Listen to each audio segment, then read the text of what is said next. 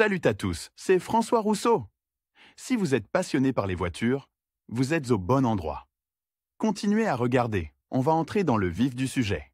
Dans le dernier article, nous avons abordé les différents types de prises sur les remorques et les barres d'attelage. En étudiant la question, nous sommes arrivés à la conclusion qu'elles peuvent être très différentes les unes des autres. La seule façon de les connecter est d'utiliser un appareil adapté. Dans cet article, nous parlerons du raccordement de l'appareil au réseau électrique. Pourquoi le BSF est-il nécessaire? De nombreux constructeurs automobiles équipent leur modèle d'ordinateur de bord. Toute tentative de raccordement direct du dispositif d'attelage à une remorque est vouée à l'échec. L'ordinateur inondera le conducteur infortuné de nombreuses erreurs, ne voyant pas un nouveau membre du circuit électrique. Un petit dispositif Smart Connect, qui prend le contrôle de la remorque, permet de remédier à cette situation. Une autre raison d'installer une barre d'attelage est l'augmentation de la charge sur le système standard du véhicule. La consommation de la batterie augmente également en raison de la nécessité d'alimenter les feux de la remorque, les gyrophares de la remorque et les équipements supplémentaires. Tout cela conduit à un court-circuit et à la détonation de l'ensemble du véhicule. L'unité prend en charge une partie de la charge et le court-circuit ne constitue plus une menace. L'unité empêchera également un effondrement complet du système, étant donné l'utilisation peu fréquente d'une remorque, à l'exception des trains de transport commercial. La conduite sans remorque endommagera le système électrique. La défaillance du fusible en l'absence du coordinateur de barre d'attelage entraînera une coupure d'électricité de tous les éléments. Une situation d'urgence se produira avec les conséquences attendues en cas de brouillard ou de conduite de nuit. En branchant le dispositif d'attelage,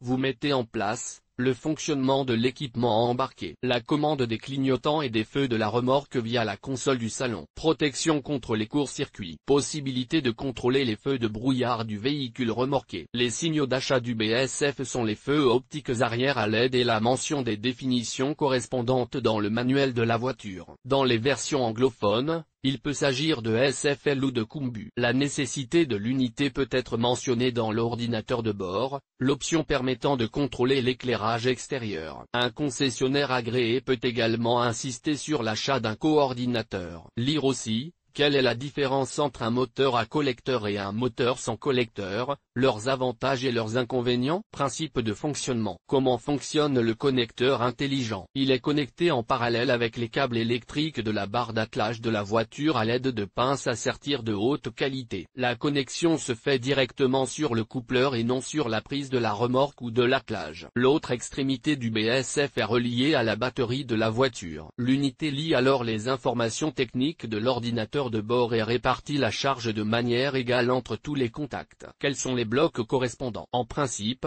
les BSF sont universels. Des marques telles que Flat Pro, Bossal ou Artway fonctionnent sur le principe de l'installation et de l'utilisation. Mais toutes les voitures n'apprécieront pas un tel achat. Si les concepteurs ont prévu dans l'ordinateur de bord la fonction d'attelage, vous ne pouvez pas vous passer du bloc d'origine. Sinon, le bloc électronique de la voiture n'acceptera pas la commande des équipements d'éclairage et de signalisation de la remorque. BSF de vos propres mains. Les électroniciens habiles peuvent fabriquer eux-mêmes un tel bloc. Il est important, avant de commencer le travail, de se familiariser avec le manuel d'instruction de la machine et de dessiner correctement le schéma. Il est nécessaire de préparer la carte pour la construction de l'électronique. Les diodes en fonction du nombre de canaux de l'attelage. Le relais en fonction du nombre de diodes. Emballage de l'appareil. Suivez les étapes ci-dessous pour assembler l'appareil. Mise en place des diodes sur la carte. Montage du relais de contact. Câblage selon le schéma. Il peut varier. Emballer soigneusement l'unité d'adaptation finie dans une boîte diélectrique. L'unité d'adaptation terminée peut être connectée à l'alimentation électrique du véhicule. Dans ce cas, l'ordinateur de bord du véhicule n'émettra pas de notification concernant les nouveaux dispositifs connectés. Son fonctionnement ne sera en aucun cas affecté par le BSF. Un branchement correct.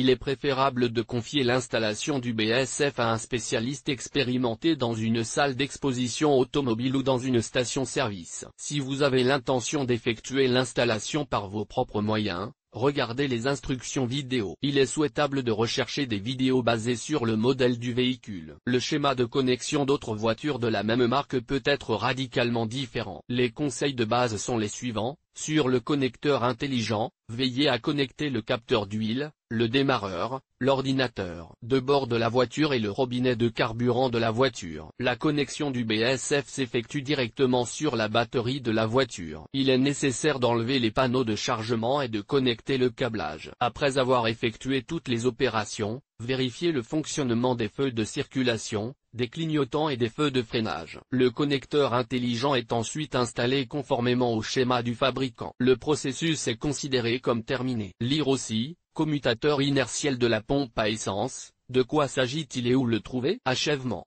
Les dispositifs d'adaptation des barres d'attelage sont installés non seulement sur les voitures modernes comme la BMW X5, mais aussi sur les voitures plus anciennes. Ainsi, les conducteurs responsables veillent à la sécurité de leur cheval de fer. Le bloc ne coûte que quelques centimes, et les dommages causés par la perte peuvent s'élever à une somme importante. Le choix est donc évident.